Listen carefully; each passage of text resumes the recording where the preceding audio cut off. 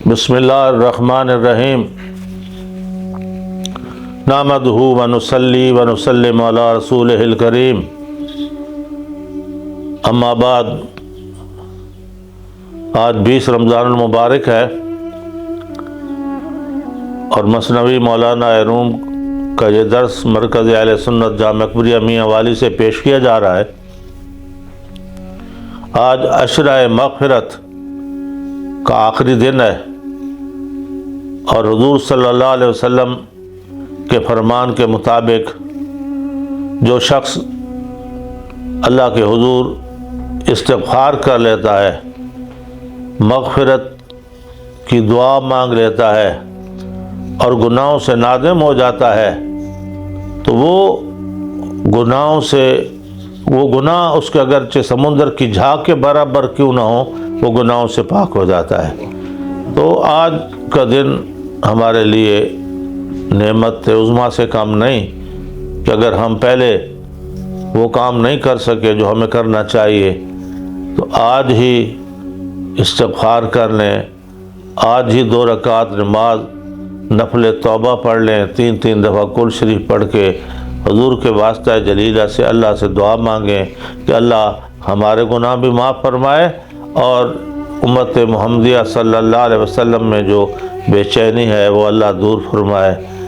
قبلہ اول بیت المقدس کے حالات آپ کے سامنے ہیں کہ نماز پڑھنے والوں پر گولیاں چلائی جا رہی ہیں۔ اللہ تعالیٰ خالد بن ولید کی طرح ہمیں قبلہ اول آزاد کرنے کی توفیق عطا فرمائے۔ آج کا جو درس ہے نا، وہ درس ابدال کے متعلق ہے۔ ولیوں اور اللہ کے مقرب بندوں کے مختلف نام دیے گئے ہیں، عہدے کے لحاظ سے کہے یا ذمہ داری کے لحاظ سے کہے، دونوں طرف نسبت کی جاتی ہے۔ ابدال بدلے ہوئے سے ہے، بادلہ سے بنا ہے، اور ابدال کا معنی وہ ہوتا ہے جو کسی نہ کسی ولی سے بدل کر حکم الہی سے جناب نبی کریم کی امت میں مختلف ڈیوٹیوں پہ مامور ہوتا ہے۔ تو اس کا تذکرہ تو حدیث کی کتابوں میں موجود ہے۔ جو لوگ ان کو جھٹلاتے ہیں وہ ان کی حقیقت سے ناواقف ہیں۔ مشکوٰۃ شریف کے آخر میں باب بلجمن و شام موجود ہے، اس میں حضور علیہ الصلوۃ والسلام نے فرمایا، حضرت علی راوی ہیں کہ آپ سے کہا جا رہا تھا کہ یا رسول اللہ شام کے لیے آپ بد دعا فرمائیں، تو آپ نے فرمایا نہیں، شام کے لیے بد دعا نہیں ہوگی، وہاں اللہ کے 40 ابدال رہتے ہیں، حدیث ہے، اور ان کے ذریعے اللہ تعالیٰ بندوں کو رزق عطا کرتے ہیں اور انہی کے ذریعے اللہ تعالیٰ بارشیں برساتے ہیں اور انہی کے ذریعے اللہ تعالیٰ رزق کا اہتمام فرماتے ہیں۔ حدیث میں موجود ہے کہ اللہ کے ایسے نیک بندے ہیں، جس طرح حضور کے وسیلے سے ہم دعا مانگتے ہیں تو ابدال بھی موجود ہے، ان کے وسیلے سے دعا مانگی جائے تو اللہ تعالیٰ ان چیزوں، جو 3 چیزیں میں نے بتائی ہے مفید ہے، اس کا ذکر احادیث کی کتابوں میں موجود ہے۔ آج مولانا جس بات کو لے رہے ہیں نا، تو وہ کہتے ہیں کہ وز ابدال چو مشیت شیر شدو اے منا کے گرگ تو سر زیر شدو۔ آپ فرماتے ہیں اگر ابدال ہے اور تجھے ابدال کی کوئی حمایت حاصل ہے تو پھر تو بھیڑیے کے سامنے شیر بن جائے گا، جس طرح بھیڑیے کا کوئی داؤ شیر پر نہیں چلتا، اس طرح وہ ابدال کی حمایت تمہیں حاصل ہو گئی تو تم جو ہے نا شیر پر جو ہے نا زیادہ غلبہ پا لو گے۔ پھر آپ فرماتے ہیں کیست ابدال آنکھ او مبدل شود، کیست ابدال آنکھ او مبدل شود، خمرش از تبدیل یزدا خل شود۔ آپ فرماتے ہیں ابدال کیا ہے؟ ابدال کس کو کہتے ہیں؟ کہ جو اخلاق بشریت سے تبدیل ہو کر اخلاق نبویہ کا مالک ہو جائے۔ یہ عبادت کے زور پہ بھی ہے، اور اللہ جس پہ مہربانی فرمائے اس کو فرما سکتا ہے۔ غوث اعظم رضی اللہ تعالیٰ عنہ سے منقول ہے کہ چور ایک چوری کرنے گیا تو کچھ نہ ملا، تو خالی جانے لگا، تو آپ نے فرمایا تو عبد القادر کے در پر آیا ہے تو اب خالی تو نہ جا۔ تو پھر آپ نے اس کو مصلی پہ کھڑا کر کے کہا یا اللہ یہ بندہ تجھ سے بھاگا ہوا تھا، اس کو میں تیری اطاعت کے مصلی پہ لے آیا ہوں، یا اللہ اس پہ مہربانی فرما۔ اور پھر خود ہی فرمایا فلاں جگہ کا ابدال فوت ہو گیا، جا ہم تمہیں مقرر کرتے ہیں۔ تو ابدال بدلے ہوئے سے ہے، جو بشری اوصاف سے بدل کر نبوی اخلاق کا مالک ہو جائے وہ ابدال ہوتا ہے۔ سوال یہ ہوتا ہے یہ کس طرح ہو سکتا ہے؟ کس طرح ہو سکتا ہے کہ نبی تو اللہ کی طرف سے بنایا جاتا ہے، اور ابدال کس طرح ہو سکتا ہے کہ وہ بشر سے اوصاف الہیہ کا مالک ہو جائے، اوصاف نبویہ کا مالک ہو جائے؟ مولانا اس کی مثال بڑی آسان دیتے ہیں۔ مولانا کہتے ہیں کہ شراب ہے، شراب اگر اس کو سرکہ بنا لیں تو پہلے وہ حرام سے اب وہ حلال ہو گئی۔ وہ کس طرح؟ اس میں نمک ڈال کے بھی سرکہ بناتے ہیں، زیادہ پڑی رہنے سے بھی سرکہ بن جاتی ہے، اور اس میں سے نشہ چلا جاتا ہے، اس میں سے نشہ چلا جاتا ہے، پھر حلال ہو جاتی ہے کیونکہ اوصاف تبدیل ہو گئے۔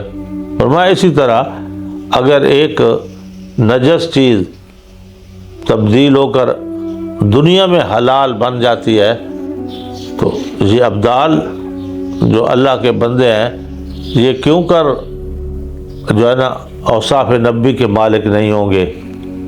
پھر آپ نے فرمایا لیک مستی شیر گیری از گماں، شیر پنداری تو خود راہی مراں۔ آپ فرماتے ہیں تو اس دنیا سے غافل ہے اور مست اور مغرور ہے، سمجھے نا؟ تو اپنے آپ کو شیر سمجھتا ہے، اگر تجھے کسی ابدال کی تائید حاصل نہ ہو تو پھر تو شکست کھا جائے گا، مارا جائے گا۔ گفت حق سے اہل نفاق کے ناسدید، باسہم ما بینہم باس شدید۔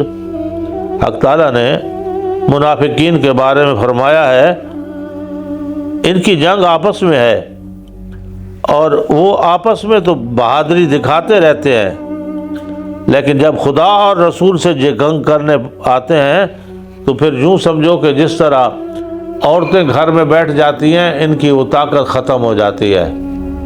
بالکل ایسے ہے کہ رسول کے سامنے آئے منافق تو شکست کھا گئے، حالانکہ انہوں نے بڑے ہیلے کیے۔ جنگ احد میں شکست کی وجہ بہت سی ہے، ایک وجہ یہ بھی ہے کہ منافقین نے سازش کی تھی۔ عبداللہ بن ابی نے کہا تھا جائیں گے حضور کے ساتھ جنگ میں، اور جب عروج پہ ہوگی تو وہاں سے ہم اپنے 200 آدمیوں کو لے کر واپس آ جائیں گے اور مسلمانوں کو شکست ہو جائے گی۔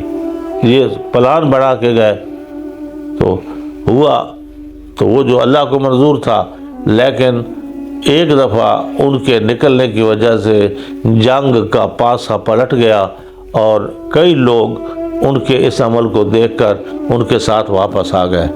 تو کہا کہ جو منافق ہوتا ہے نا، منافق یہ اکیلا کرتا ہے میں شیر ہوں تو میں یہ کر دوں گا وہ کر دوں گا، جب وہ اللہ کے رسول کے مقابلے میں آئے تو شکست کھا گئے۔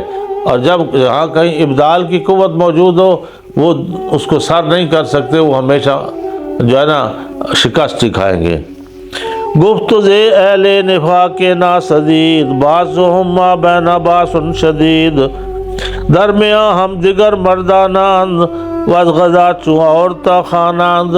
فرمایا آپس میں تو وہ بڑے بہادر سنائی دیتے ہیں، لیکن جب ان کی مسلمانوں کے سامنے کوئی مقابلہ آ جاتا ہے تو وہ اس طرح چھپ کر بیٹھ جاتے ہیں جس طرح گھر کی عورتیں بیٹھتے ہیں۔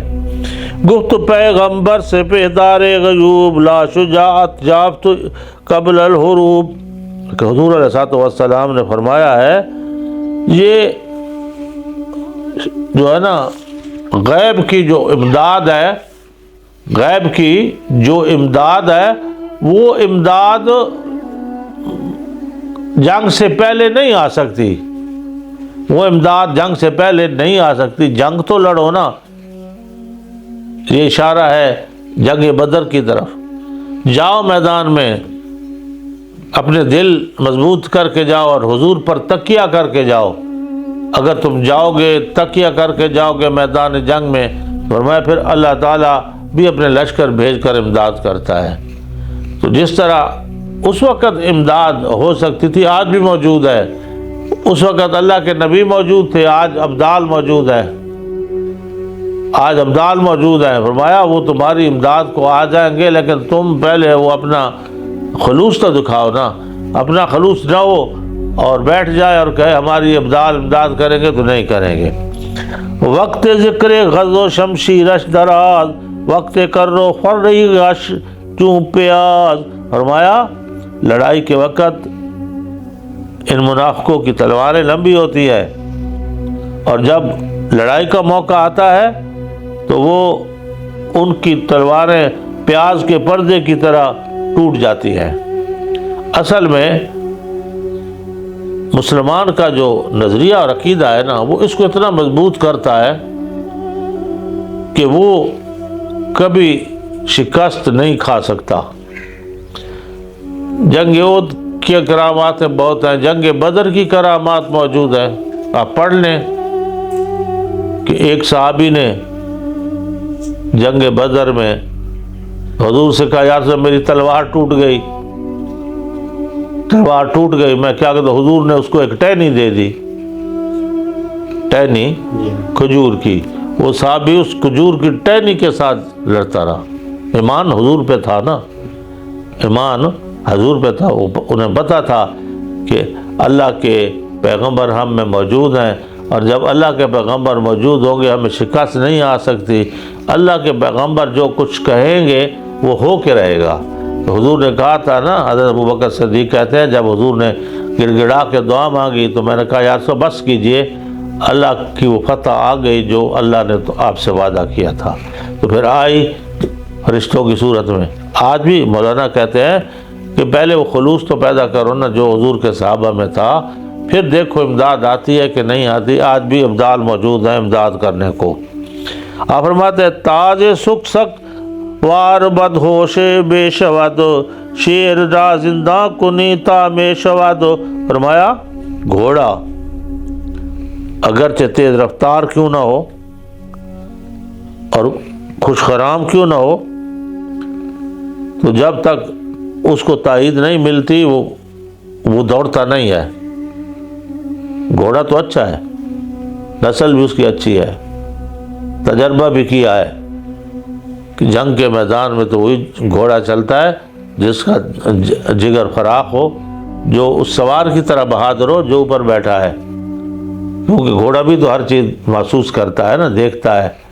تو اگلے زمانے میں وہ گھوڑے جو جنگ کے لیے استعمال ہوتے تھے وہ خصوصی طور پر رکھے جاتے تھے اور ان کا ثواب ہوتا تھا۔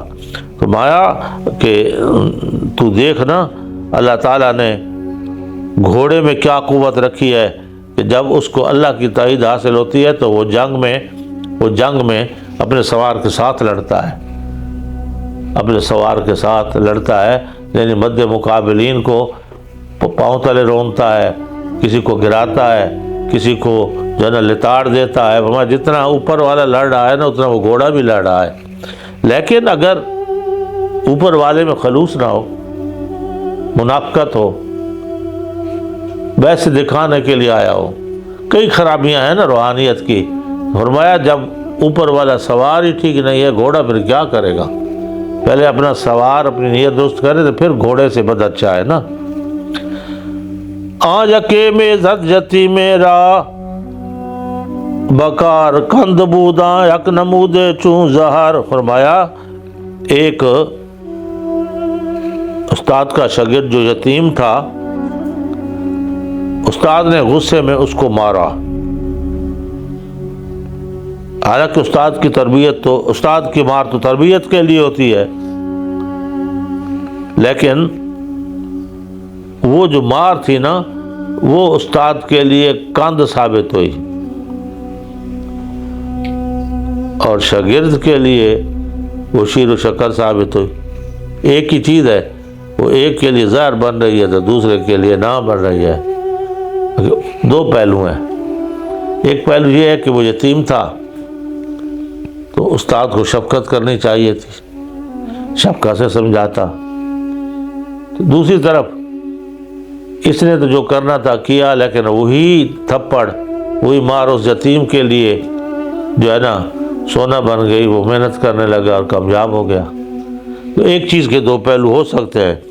مادرز گویت ترا مرگے تو بعد مرگے آنکھ خود خواہد و مرگے فساد۔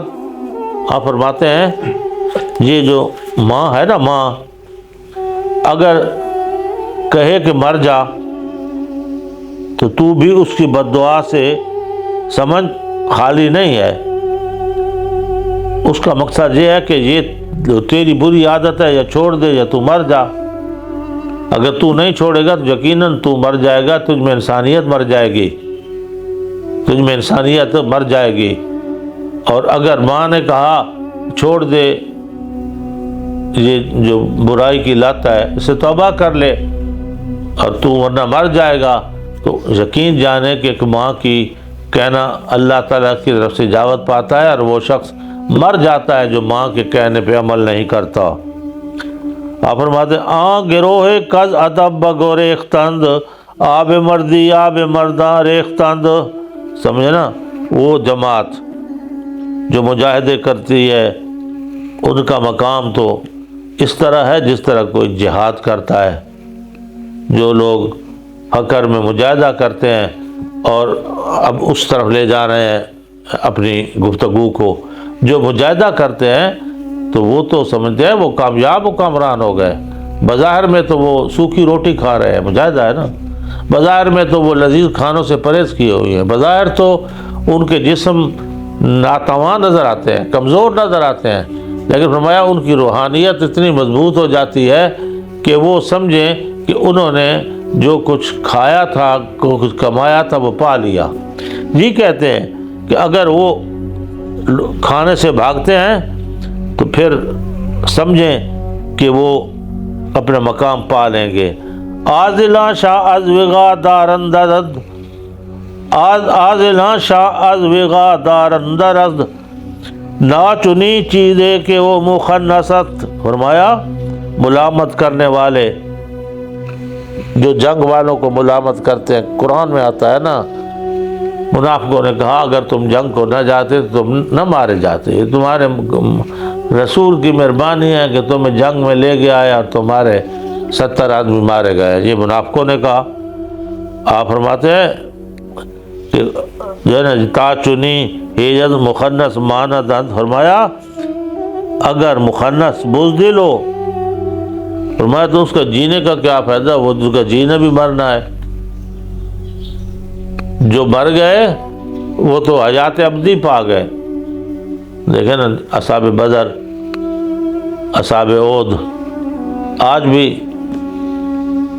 حاجی جاتے ہیں عمرے کو تو ان کے یہ پروگرام میں شامل ہوتا ہے کہ اصحاب احد پہ جا کے فاتحہ پڑھنا ہے۔ اصحاب بدر، اب تو یہ روٹ بدل گیا، پہلے روٹ حج اور عمرے کا وہی تھا، تو میں بھی گیا تھا صاحب بدر کی اس جگہ پہ جہاں انہوں نے لڑائی لڑی تھی، اور جہاں کوئی ان کے جو ہے نا قبر کے یا کوئی لڑائی کے آثار تھے۔ تو وہاں دنیا مخلوق جا رہی تھی اور فاتح پڑھ رہی تھی اور دنیا جا رہی تھی، ان کی زیارت کر رہی تھی۔ فرمایا جو اللہ کے عشق میں مرتا ہے وہ مرتا نہیں، وہ زندہ ہوتا ہے، اور جو دنیا کے عشق میں مرتا ہے وہ کبھی زندہ نہیں ہوتا۔ آپ فرعونوں اور قارونوں کے نام کوئی زندہ نہیں ہے۔ سرمایہ دار دیکھ لیں، بڑے موجود ہیں، سرمایہ دار بڑے موجود ہیں، لیکن کسی کا نام، وہ نام جو ایک فقیر آدمی کما جاتا ہے، ایک درویش آدمی کما جاتا ہے، تو وہ تو نہیں مقام حاصل کر سکتے نا، جو مقام اللہ تعالیٰ ان کو عطا کرتا ہے۔ شہرت بھی ملتی ہے، عزت بھی ملتی ہے، اور یقیناً آخرت میں بھی وہ سرخرو ہوگا۔ اللہ تعالیٰ ہمیں اس ابدال کی امداد لینے کی توفیق عطا فرمائے، اور جانیے کہ وہ ابدال موجود ہیں، کیونکہ ان کا ذکر قرآن اور حدیث میں موجود ہے۔ ان کو جھٹلانا اس طرح ہوگا جس طرح نبی کے احکامات کو جھٹلانا ہے۔ تو اللہ تعالیٰ مجھے اور آپ کو ان کی روحانی امداد عطا فرمائے، کیونکہ حدیث میں آتا ہے اللہ انہی کے صدقے بارشیں نازل فرماتا ہے، اللہ انہی کے صدقے رزق عطا فرماتا ہے، اور اللہ تعالیٰ انہی کے صدقے مصیبتوں کو ٹالتا ہے۔ تو پھر جب میرے نبی فرما رہے ہیں تو جو شخص میں شک کرے گا وہ یقیناً ایمان سے محروم ہو جائے گا۔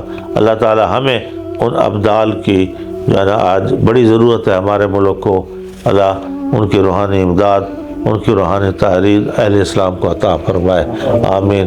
اللہم ربنا تقبل منا انک انت السمیع العلیم وتب علینا انک انت التواب الرحیم۔ اللہم ربنا آتنا فی الدنیا حسنہ وفی الآخرۃ حسنہ وقنا اللہ، اپنے نبی کے ان ابدالوں کا صدقہ، یا اللہ ان اوتادوں کا صدقہ جو دنیا پہ تو نے نظم و نسق کے لیے پیدا کیے، یا اللہ ان کا صدقہ ہمارے حال پہ رحم فرما، یا اللہ ہماری توبہ کو قبول فرما، یا اللہ ہمیں رزق عطا فرما، یا اللہ ہمیں امن عطا فرما، امن عطا فرما۔ صلی اللہ تعالیٰ علی خیر خلقہ محمد۔